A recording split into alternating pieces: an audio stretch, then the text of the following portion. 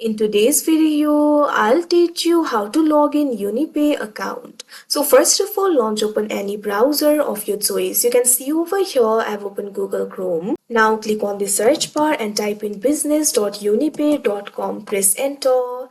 Now after you do that, you'll be led to the official sign-in interface of Unipay. From here, you'll be able to sign in to your account. If you do not have the account yet, click on this option, sign up, and you'll be able to create the account for yourself. But if you already have the account and if you want to sign in to your account, first of all, click on the field of email.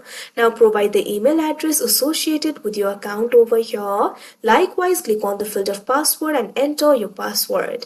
If you have forgotten your password, you can click on this option, forget your password, and you'll be able to reset it. Now after you enter the email and password, click on this option, sign in, that you can see on the screen. Now after you do that, you can see over here you'll be signed in to your account. So that is how you log in Unipay account. I hope you found this video helpful. Thank you for watching.